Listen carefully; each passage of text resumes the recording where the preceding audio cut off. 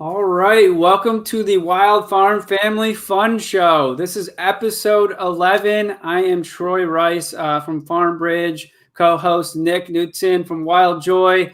Again, this show is all about farm, family, food, and fun. We always end this show with some awesomeness in the kitchen, something that Nick's cooking up. But most importantly, we invite on some really incredible guests that are doing some amazing things in the world from any walks of life of those areas that we've mentioned. So we've brought on farmers to musicians to chefs to mental health coaches, authors, physical fitness people. And so anybody that's doing anything within this space that we really want to dive into their stories.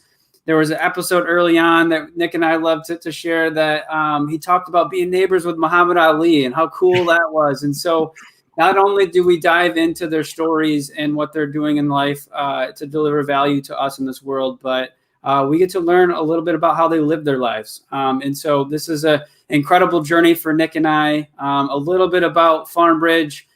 We help farms, farm workers, farmers markets, and local consumers with our local community farming platform. We do a lot of other things behind the scenes. We'd love to have you join us if that interests you. And I'm here to help. Nick is an amazing health coach, chef. I'll let him share a little bit about what he does, but him and I are super passionate about the things that we love to do. And a lot of that is around good, healthy, local food. Nick, what is going on, man? What is happening, Troy? And wow, episode 11. All of just had a big wave of memories of all of the amazing guests we've had on this show. And I'm really excited about Joan and John because they're going to talk about one of my favorite fruits, one of my favorite foods even, which is blueberries. I have a really amazing Valentine's Day dessert recipe I'm going to share that includes blueberries. I'm not sure if I'm going to have any by the end because I like blueberries so much, but we'll see if we can. Awesome. But Troy, before we bring our beautiful guests on tonight, I just want to take a moment and acknowledge you. I know we're just you've been posting some amazing content of you and your boys, and I just want to your youngest son is just a treat. So how is everything going with you? I know you have a beautiful baby girl now in your family's life. And so how's everybody doing in the family and how are we holding up? Excellent, man. Thank you. I appreciate it. I love sharing those videos. I think I mention this all the times, but I truly am a big kid at home. And so you can catch me being crazy either in the house dancing with the kids or outside with the neighborhood kids playing sports and all that. I mean, I live for those moments. But yeah, everybody's good, man. Mom's doing good. Baby's good. Apparently, like, girls are awesome sleepers and a lot easier babies. Just happens to be our experience. But our three boys really, we struggled with the sleeping game and getting them to sleep well. And this one's been a lot easier. And so that's been nice. But thank you for asking about that. You're welcome. I really just admire who you are and just like the energy that I can sense from just a social media post, but just I can only imagine like the presence and the fun that you bring to your family's life. And I know how hard you work. And so I'm glad that you get those moments of just pure bliss and joy and laughter with your family and especially your boys as they're growing into their own personalities. Well, thanks, man. I do. I love it.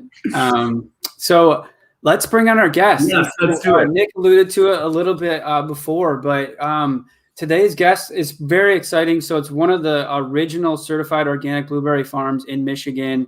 A rich history dating back to, I believe, their grandfather owned the farm before that.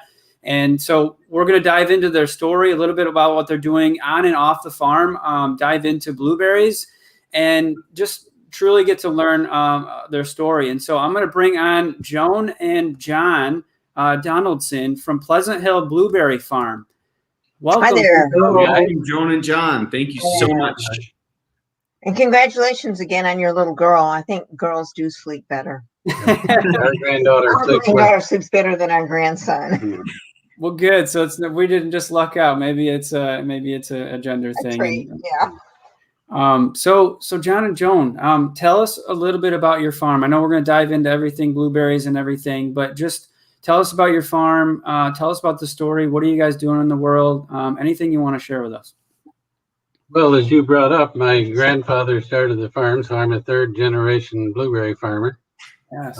There's older ones out there, of course, but my grandfather started it in the 30s and 40s, and the blueberries are in a peat bog, a sphagnum peat bog. So it was an old lake hundreds of years ago, and we're just fortunate to have that high organic soil growing blueberries because it makes for a very tasty product. And surrounded by over 100 acres of woods, so there's plenty of beneficials as well as birds and butterflies flying around. So yeah, we enjoy it. We have to put up with it every day and walk around the farm. And then also, this farm was settled at the very beginning in 1837 by James McCormick, and he was one of the first peach farmers in this neighborhood, along with 3 other farmers. So historically, it has been a fruit farm for over 100 years. Wow, that's incredible. So what does it take to farm a farm that big? And so I know you mentioned a peat bog, and I imagine starting small to, I believe you guys have a large amount of acres that you guys farm today. So kind of walk us through that journey. Like, how does it start off as being your grandfather's farm, and then how have you evolved it over the years? Well, I was raised on a fruit farm. My parents had 40, 50 acres of everything. It was a diverse fruit farming operation. With sour cherries, pears, apples, peaches, raspberries, asparagus, everything. As well as a fruit stand to sell all the products. And as I gradually took over more and more of my parents' farm over the years, I gradually took out all the orchards because it was so much work just doing the blueberries. Yes. So we did grow peaches for a while. We've grown a few of the tree fruits organically and sold them back in the 80s and 90s. We had raspberries in the 90s, but mostly, and we had some U-pick strawberries as well, but mostly we just concentrate on blueberries now. And there's 40 acres of them, so that's why it's a big job just covering those 40 acres. Yeah. And so what does it take to manage that? Is it just you guys and a couple other people, or kind of share with our listeners what that looks like? Well, pretty much it's us. I mean, I hired some help for some pruning in the winter and for some weeding in the summer, and my sister has moved over here and living in the old homestead, so she has been a help past few years. And we used to hire homeschool kids, not so much anymore, but for grading on the blueberry line. But yeah, for most of the work, it's just us. Incredible. And Joan, I know that you're. Go ahead, Troy. I was gonna say, Joan, I know that you're a writer, and so you shared an article with me about bringing in some students to work on the farm and what kind of experience that is. So, can you share that story with our listeners? Well, we started actually having interns back in the early 80s, probably about 1983. We had interns until we adopted 2 kids, and then we had our own interns. So we would bring them in for the summer, and we just gave them the experience of living on the farm with a small stipend, and they were involved in everything we did. And then when we were raising our children, we sort of got out of that habit. And then the article that I sent you from Michigan Public Radio, some kids, actually some college students, asked us if they could come intern that summer. So we said, well, let's try it again. So we brought them in again. That was before John's sister moved back, so they could live in the old farmhouse that actually was built, 1850s? 1852. And we try to give everybody a variety of experiences. Or at this point, it's mostly blueberries. Back in the 80s is when we still had some cherries and peaches and pears, so they would help with those things. But it's usually just for the summer months. They were mostly college students, all of the ones that we had most recently were college students too. And of course, one part that they always like is being 5 miles from Lake Michigan. They can end the day in the lake. They like that part. We all do. Yeah. That's a good perk, right? They're not going to do an internship at a farm in the middle of Oklahoma. So no, they know that, that's a selling point. When it's all done, you might be very hot and tired, but you can go jump in the lake. Yes, and beautiful Great Lakes too. I mean, right? There's nothing like the Great Lakes. Nick, did you have a question? Yeah, I did. So Joan and John. So wow, I'm so impressed that this has been in your family for since the 20s and 30s. So I'm curious if you could help me and help our listeners understand, like, what does it take, for the blueberry, from your perspective, to get into the grocery store or get into the market or to the farmer's market? I'm just curious to hear more about, like, sort of all the things, the process that goes through, that you guys so amazingly are dedicated and committed to, and obviously masters at. Well, not masters, not yet. But it's like any agricultural product. There's a lot of work that goes into it. I mean, we start pruning for the coming year in the fall. As soon as leaves drop, you can start pruning. So you're pruning. It's obviously you're not pruning every day, especially when the snow gets deep, because most of your pruning cuts are at ground level. So you can't prune when the snow's deep, but you prune in the winter, and then you start spraying in the spring, and of course we pull galls now. And that's another problem that wasn't there until maybe 6 years ago. About that. It's a little wasp 8 years ago that comes and lays its eggs in the bark of the plant, and it cripples the plant. It leaves this like kidney-shaped hard core that's holding the larvae of the wasp. And the only way that we have found to battle this insect is to hand pick off all the galls. It's very time consuming. And Sally does a lot of it too, John's sister, but it's like, okay, it's your time. I'm going to go down and pick off galls for an hour this afternoon. It's hard for both conventional and organic farmers, because it happens at the time of bloom. So you're limited on what you can spray, because you don't want to hurt the pollinators. So whether you're using an organic biocide or a conventional pesticide, you don't want to spray during bloom. You don't want to kill the bees. So we found that even with all the things that you could possibly spray, it's better. You're limited in the time, so it's better to just pick off the galls. That's what we do. Yeah, and then we have to put them in a bucket and go burn them or just dispose of them. You can't drop them on the ground, because the larvae would still hatch out and go back to the bush. So then there's mowing in the late spring and summer before you get to harvest season. A swing arm mower. We have a swing arm mower that we have someone drive a tractor and someone set on the back of the mower, and you push it in the swing arm part. You push it in between the bushes as you're driving along at 3 miles an hour. So it's pretty. Wow. It takes an hour to do an acre. They do have organic herbicides out now that they didn't used to have when we first started in the middle 70s. But the organic herbicides now are very good. They're expensive, just like any farm input, especially organic, but they do work very effectively. And they're certified, most of them. Yeah. That's important. Certified. Yeah. So dive a little bit deeper into the organic process, because I know sometimes it's a lot of certification, a lot of paperwork, a lot of attention. And, to many of our listeners, and when I say listeners, consumers particularly, kind of explain that to them, because they might see a label at a store or wherever that says organic, and they probably don't really understand all it takes to go into creating a certified organic process and actually getting certified for that. And so can you kind of just walk us through that for everybody that is trying to make that understanding of what is organic and what is not? Well, to be certified, it has to be 3 years from a non-certified input.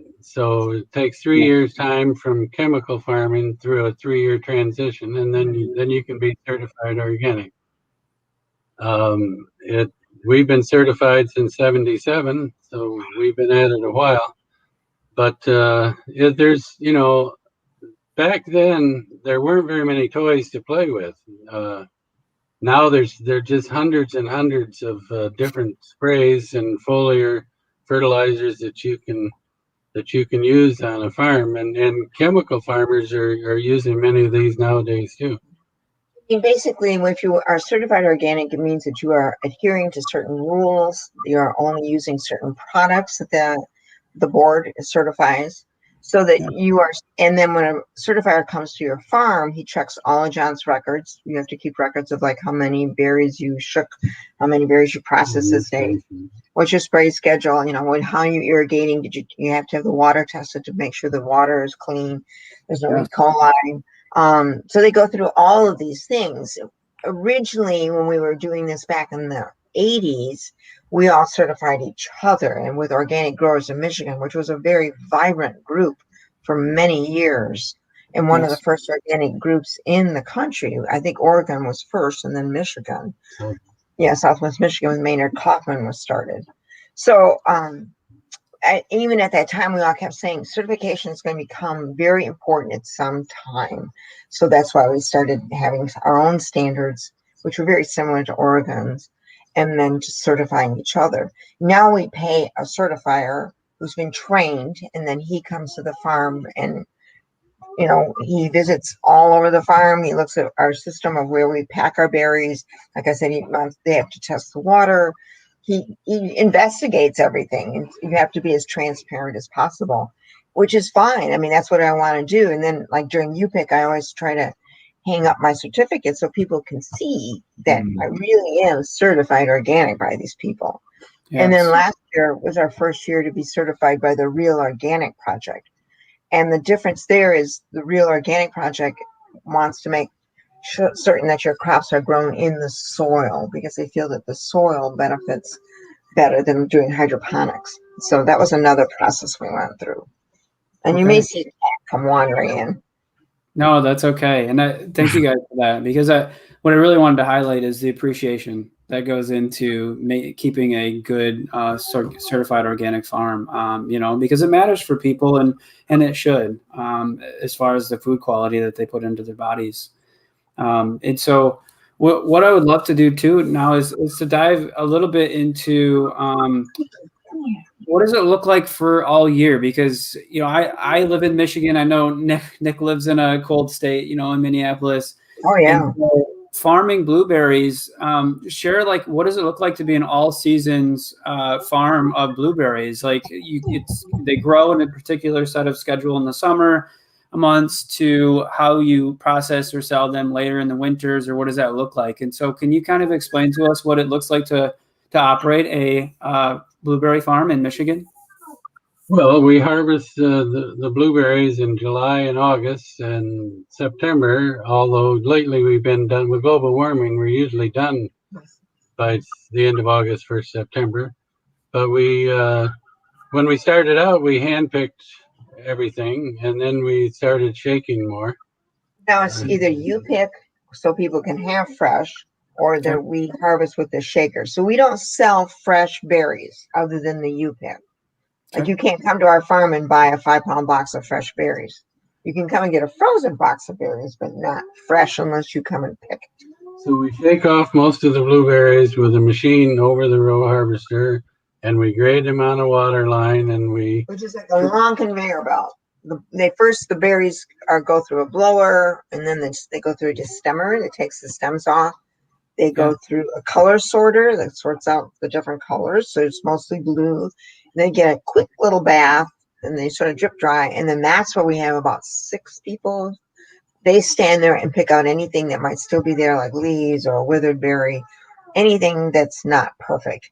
And then the berries go on another conveyor belt. They fall in a 30-pound box, and I'm watching every berry go in the box. And then that gets taped and put on a pallet. I call myself quality control.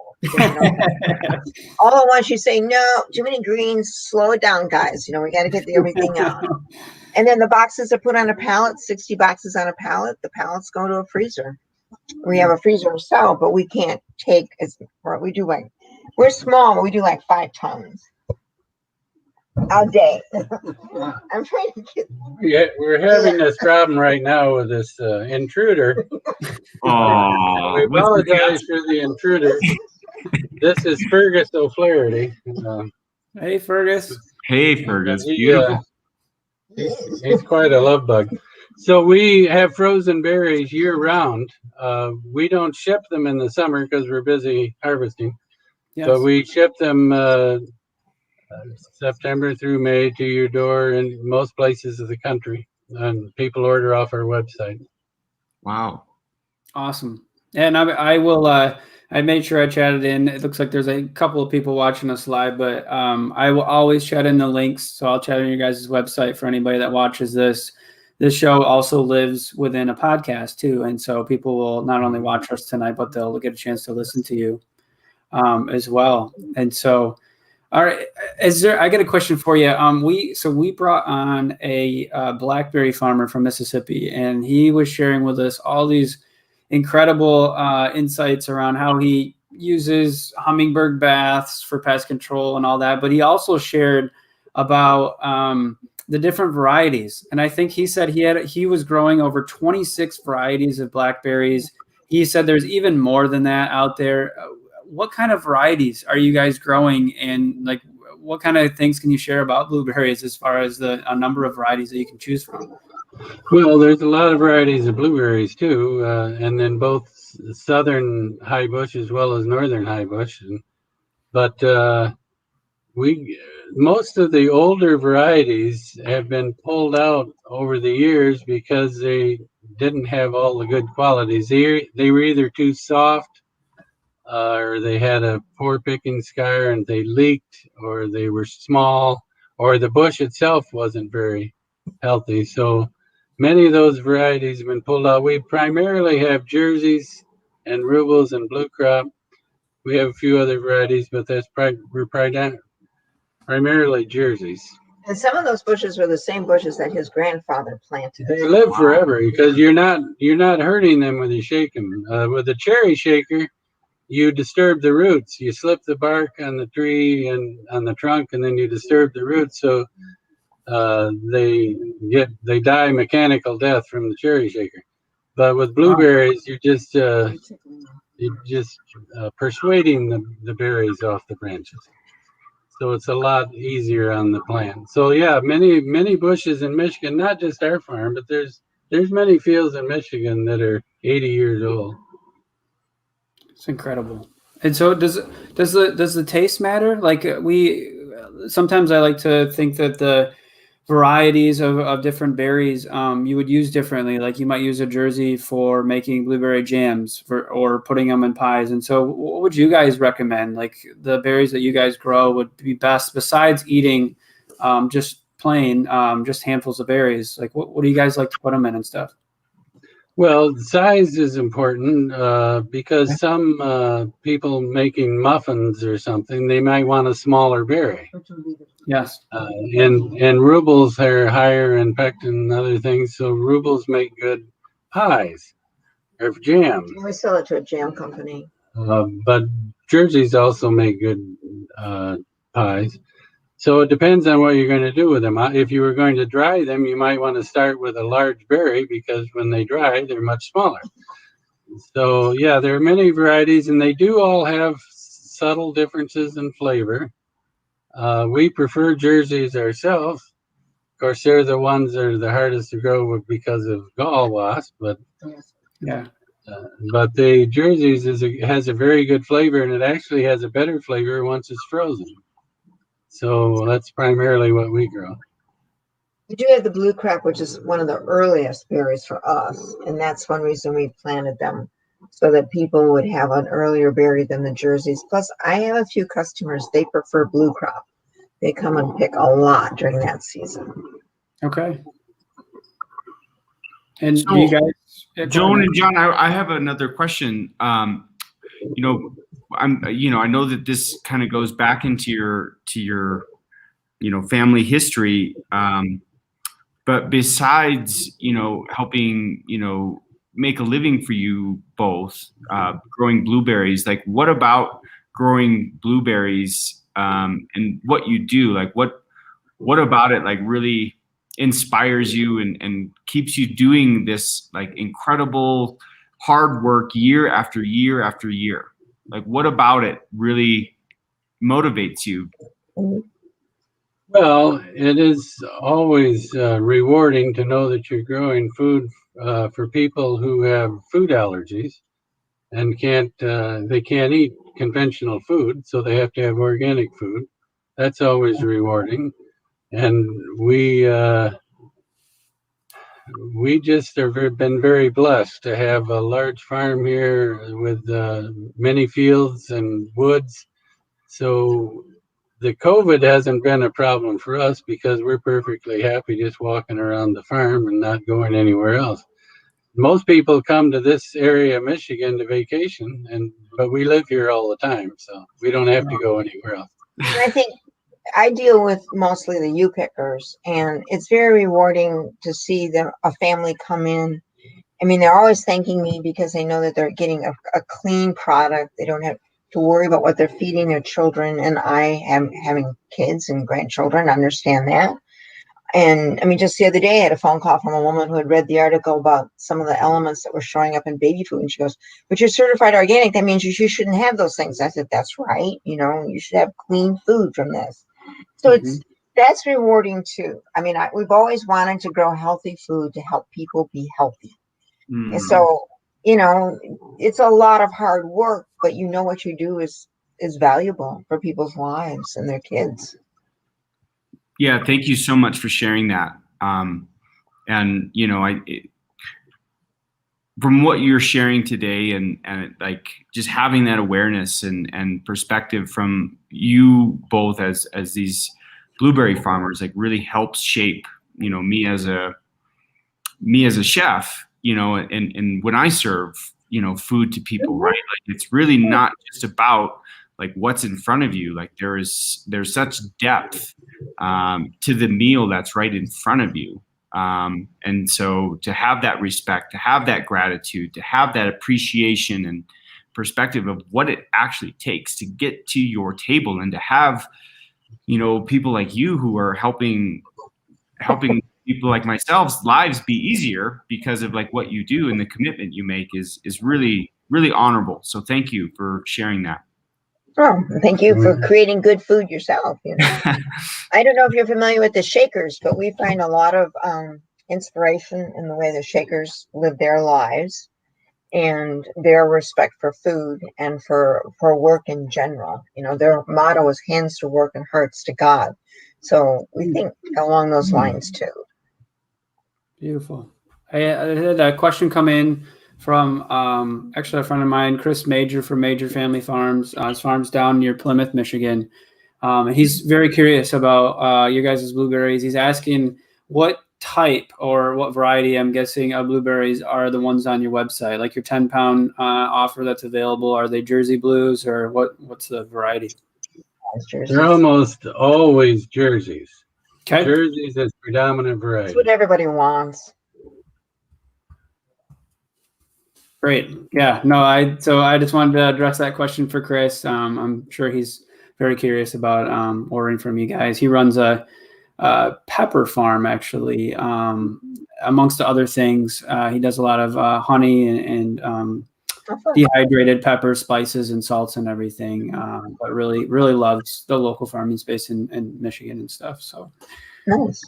Yeah. So I want to chat in that question. And so blueberries, what type of, I know we alluded to this about health and kids and everything, and that's something that we truly care about. My wife and I want to spend every meal in the kitchen actually with our kids. Like we have a calendar on our fridge that has which meal, breakfast, lunch, or dinner each of the kids is doing, and they're helping mom and dad. And that's great. Kevin, our youngest, has his own utensils, and Nick and I have joked around about this and everything, but I believe it's very extremely important to make sure that we instill that with our kids, so they are truly understanding where their food comes from and what foods they're putting in their body.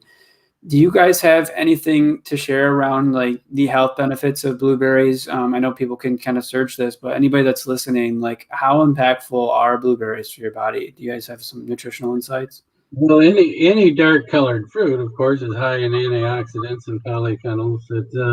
Blueberries have been shown to lower blood pressure and high in B vitamins and other things. They're just a healthy fruit, but that's not to take away from my fellow fruit farmers that grow cherries or raspberries. Any dark colored fruit is very healthy for your body, full of nutraceuticals. Yes, very good. And I know. Hopefully, I think Nick's got his cool recipe or whatever in the kitchen. He's going to show us has some blueberries in it. I would imagine. Not these beautiful blueberries. I'm gonna have to put my order in for a 10-pound bag so I can actually have some. You should, because most of the blueberries that are in the store right now are coming from South America. I know. I'm embarrassed to even put blueberries on the menu in front of you guys right now.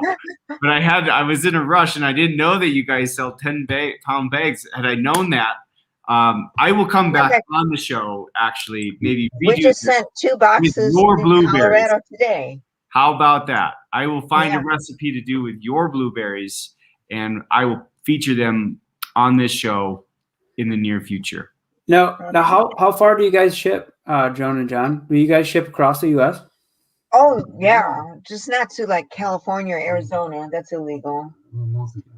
Yeah, it's the problem is the time. We try not to ship more than 3 days because we put dry ice in, but that's why we don't ship in the summer. It's too hot, and then your frozen berries won't be frozen in time they arrive. But we ship most places in the country. If they live too far away, they can elect to pay a little more for. Somebody did that for a Christmas present. Second day air or express saver. Express saver. So like this today, we shipped out to Texas, North Dakota, Colorado, Boston, North Carolina. They go all over. Yeah. We ship every Tuesday. And then that way, and then like we said, it comes right to your door. And usually there are problems now and then, but for the most part, things arrive safely. And we also I talked to our customers, like the one that went to Boston, he actually ordered it. It should have gone out last week, but I said, you had a big snowstorm coming in. I think we should wait. And he said, I agree, send it next week. So some of these people actually become friends because they've been ordering online for between 8 to 10 years. Yeah. So we started to get to know each other. Yeah, that's incredible, and hopefully they share it with other people in their neighborhoods too, right? They do. They do. We have a doctor and a chiropractor who also encourage their patients to buy from us, which I really appreciate. Hey, I love that. Instead of actually subscribing prescription medicine right away, let's heal through food, right? So I talk about this a lot, and on social media, but personally too, with my friends and family. There's a lot of books I like to read out there. Mark Hyman is a doctor of functional medicine. I just love the way that he promotes food as medicine versus prescription drugs. So I love that you said that they're recommending that, because they should. I mean, they should go to the source of what really fuels their body, and that's food. I mean, we all relate to that as human beings. And so a little bit of a segue here, but I'm curious. So I know on your website, Joan, you have a book on there, and so you're an author. Am I correct? Right. Yes. So tell us about that. What's this book about? And if people are interested, what can they expect? Well, the book that's on the website is solely about the farm. It's called Wedded to the Land, and it's a collection of essays. And these are personal essays. So they're telling little stories, such as we do maple sugaring. There's one there that's about maple sugaring with oxen. There's another one that's about peaches. And you talk about the dedication. And I also, in that one, talk about how miserable it is to pick peaches when it's 90 degrees and you're covered with peach fuzz.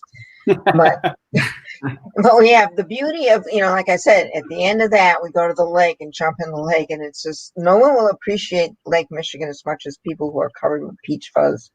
So there's little stories like that. I mean, a good story has to have conflict. So there's different conflicts, like a storm that just was destroying trees. Where do you go from there? That one actually won an award.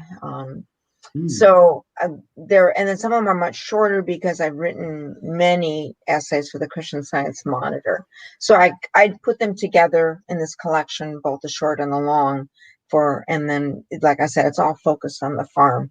My other books are either picture books or novels that I've had published. Okay, excellent. Yeah, those stories are the best, right? I remember my journey when I first started Farm Bridge. Before it even became a business, I spent most of my time just driving out to as many farms that would have me and just listening. And the stories were incredible. I mean, I'm sure it's somewhat related to the essays that you're referring to, but it's just not just like the farm and the business of farming, but like the stories of living life on the farm and what happens on the farm and things that you go through, whether they're challenging things or they're fun things, whether it's with your family and your kids. And, I grew up where my grandparents had a farm, right? And I remember my brother and I playing in the barns and hiding behind the bay hails and everything. And so just it's incredible, right? There's stories everywhere, and I see no different in the farming and the agricultural space as well. Yeah, and I'm a storyteller. The question is this story an essay? Is it a picture book, or it is going to be a 300-page novel? So I just look at it and figure it out from there. Do a lot of praying. Well, you're putting in the work, right? Sometimes it's hard to put thoughts on paper, and you're doing that, and so that's excellent. Well, thank you. Well, great, guys. Well, thank you so much. Is there any last things that you want to share with our audience tonight before we jump over to Nick? Well, we just recently started selling juice too. A farmer friend of mine north of Grand Haven he's making blueberry juice, and it's our blueberries. Yeah. I mean, he makes other juices too, but this particular blueberry juice is with our blueberries, and so we just started selling that on the website and to health food stores and stores in the area. Or people can order. We can throw a bottle in their box of blueberries. Oh, that's incredible. Oh, that's cool. Wow.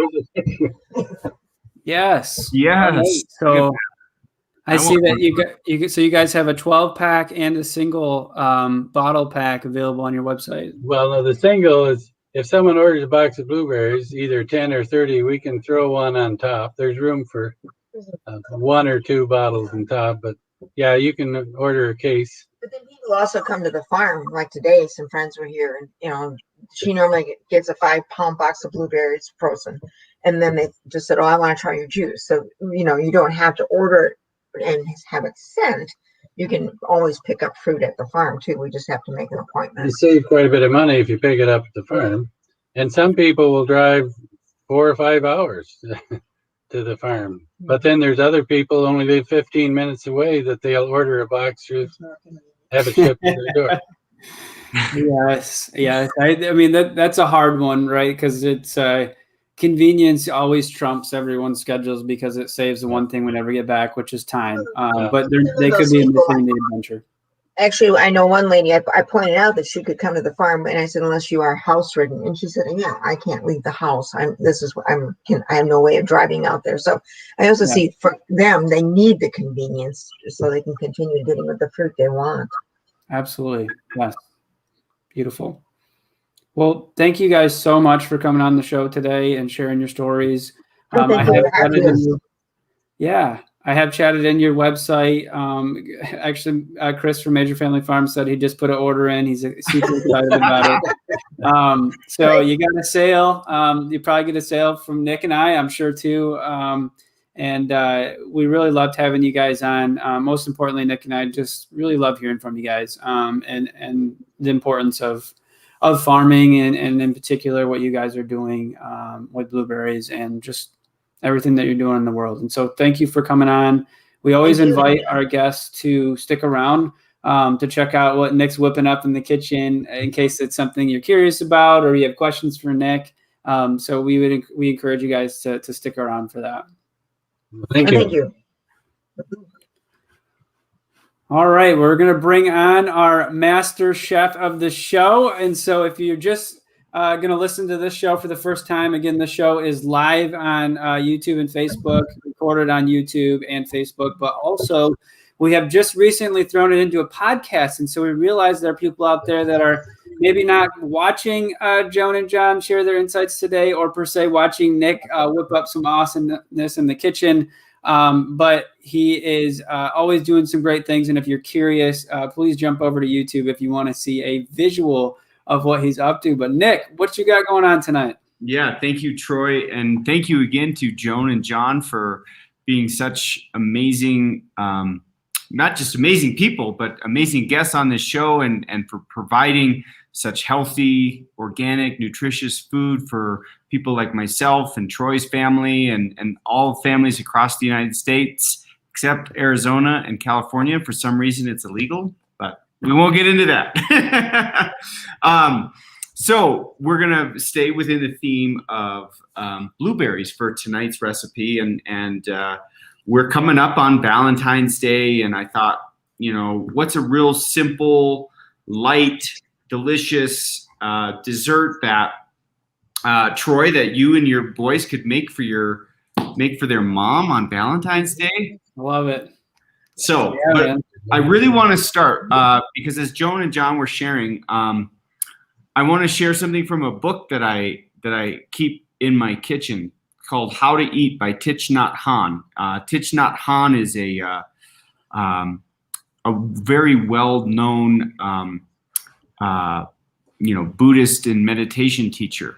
And he has this book called How to Eat. But I think it really ties really well into what Joan and John are doing in the world. But this entry is called "Nothing Comes from Nothing." With just a little bit of mindfulness, you can truly see where your bread comes from.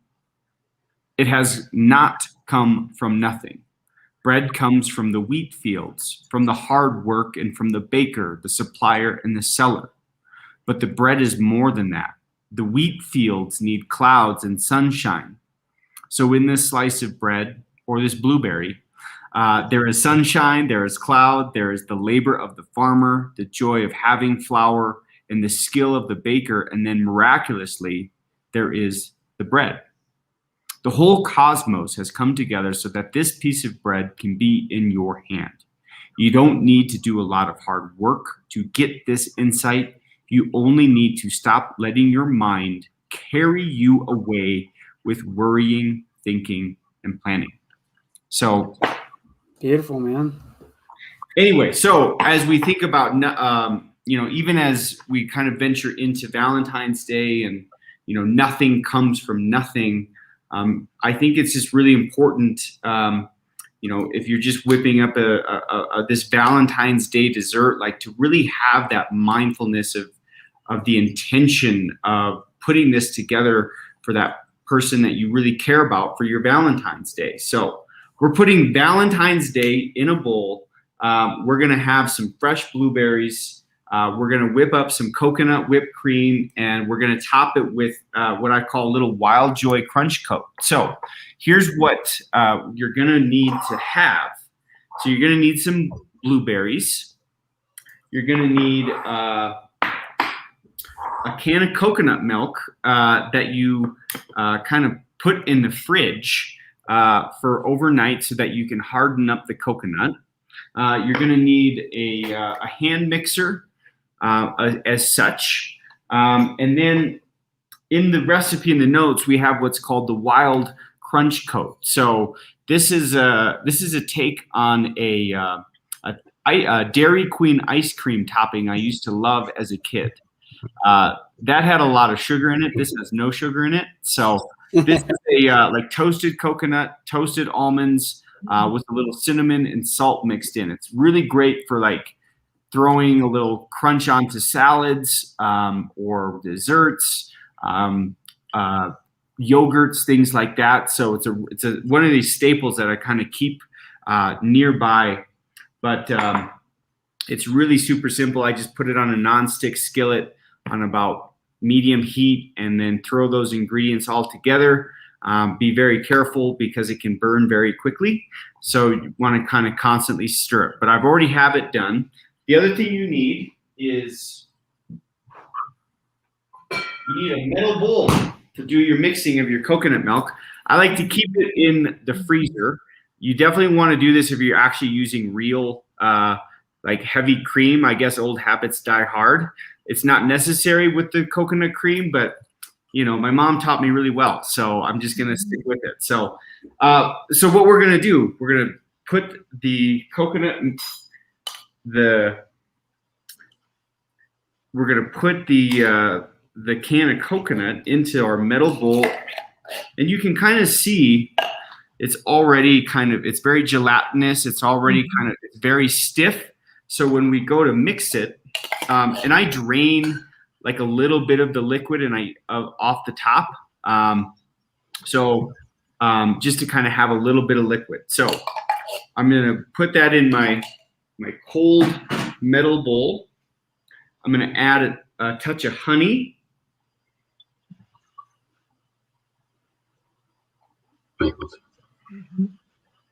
And then what I'm gonna do is I'm gonna take my little hand mixer, okay, and we're gonna give her a go here. See it.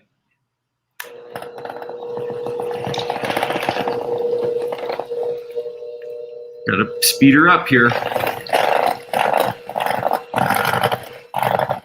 And you can kind of see now that it's like almost looks like real whipped cream, right? So it's these peaks going. And I just love this coconut whipped cream stuff. I love the flavor of it. I love how simple it is. I'm going to give it a little taste check for the sweetness level.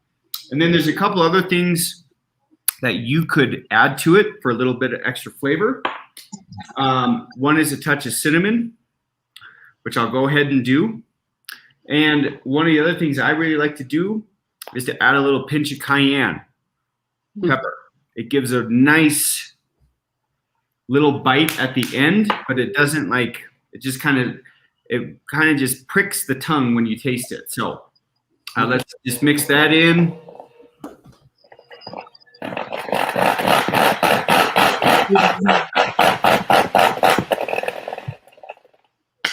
Okay. Put that off to the side. We'll do a little taste check. Beautiful. Okay. I can lick this bowl, I think. It's like a spoonful. Is the taste check mandatory? Yeah, it's always mandatory. Yeah. Well, at least it is for me. You know, like if I'm cooking, no matter what I'm cooking, I want to be salt checking. I want to be checking for taste before I actually give it to the people that I'm serving. And you don't want to give anybody bad food. So I told Kellen that as a benefit. I said, you know, the benefit of cooking with Dad is you get to try all the food while you're making it. You know? So, and he loved that. I will share with our listeners that I did chat in both of these recipes that you're covering with us so that they have the links. Awesome. So then you'll if you're serving for 2, serving for 3, serving for 4, however many people. So this coconut cream that will at least serve probably 8 people or 1 if you're me. I'm going to start with the base of blueberries, and then I'm going to kind of take. I'm going to try to do a nice little cone, get a nice little scoop going, see if I can make it look kind of pretty. And then I'm going to top it with my crunch coat. I like to hold it kind of high.